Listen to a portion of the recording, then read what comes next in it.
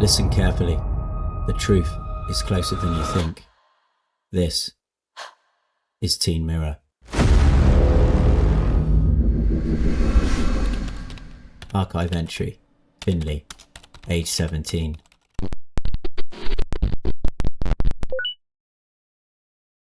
Nobody noticed when it happened. That's the strangest part, because to me, it felt like everything was falling apart, and everyone else just kept walking. I've always been the organised one, the one who remembers deadlines, the one who keeps track of assignments, the one teachers trust. People think that means I'm calm. It doesn't. It just means I'm good at hiding things. I like knowing what's going to happen. I like plans, lists, schedules. If I know what's coming, I can deal with it. That's how I've always worked. At school, I was doing well. Good grades, good attendance, good enough at pretending everything felt normal. But underneath that, there was always something else. A constant pressure I didn't really talk about. Not because I thought it was unusual, because I thought everyone felt like that. The pressure to keep up, to stay ahead, to never look like you're struggling.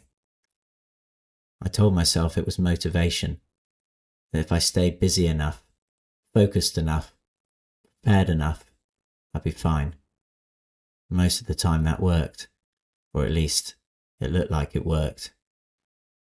I was the person people came to when they forgot homework deadlines, the person teachers expected to be prepared, the person who always seemed in control. After a while, you start protecting that version of yourself, because once people expect you to cope with everything, it becomes difficult to admit when you can't. It happened on a Thursday. Nothing dramatic had gone wrong. I had a maths test in the morning, a presentation after lunch, 3 assignments due by the end of the week, normal things, the kind of things I dealt with all the time. But that morning, I woke up already feeling slightly off, too aware of everything, the time, the noise in the kitchen, the messages on my phone. By the time I got to school, it felt like my brain had already been running for hours. In class, I couldn't focus properly. The teacher was talking, but it felt like the words kept moving past me before I could hold on to them.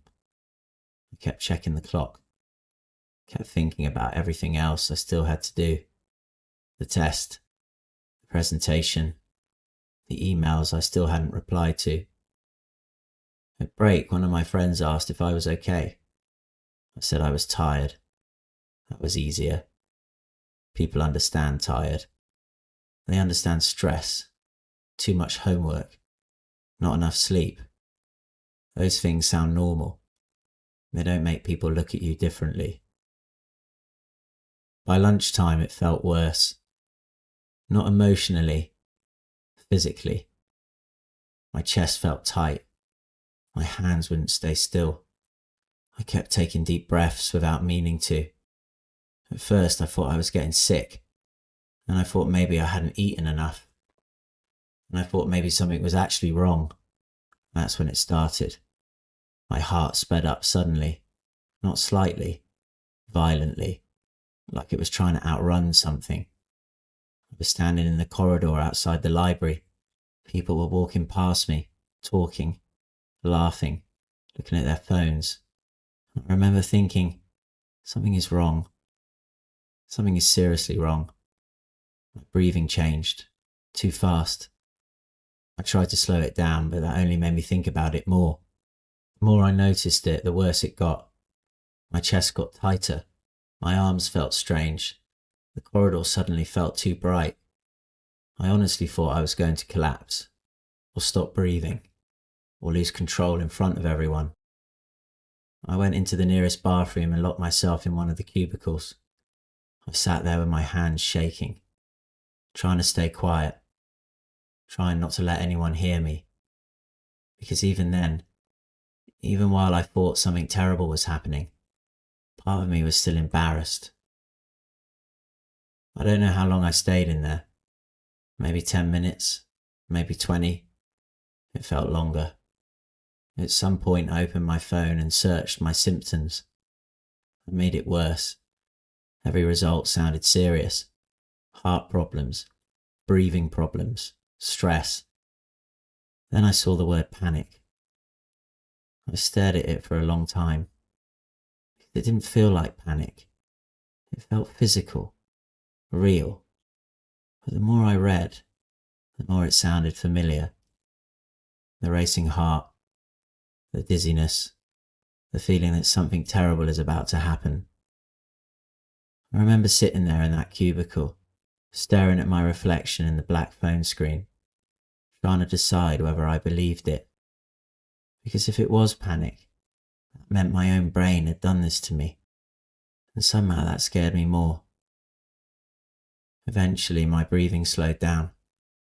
My chest stopped hurting. The shaking faded, and after a while I stood up, looked in the mirror, washed my face, and walked back out. Nobody asked where I'd been. Nobody noticed anything different. My friends were still sitting where they'd been before. People were still laughing. The presentation still happened. The rest of the day kept moving. And that was the strange part, because something huge had happened to me.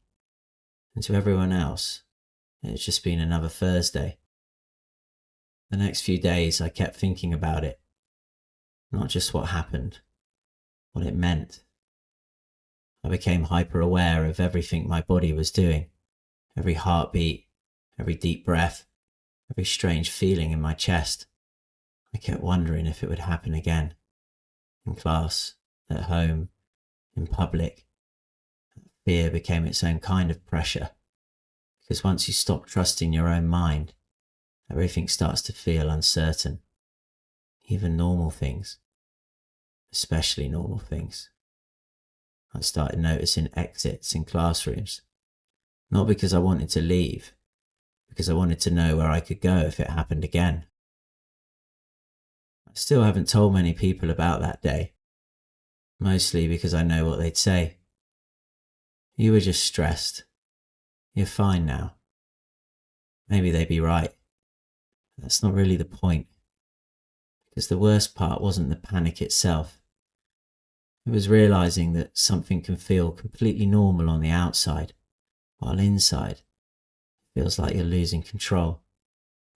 And once you felt that once, you never really move through an ordinary day in quite the same way again.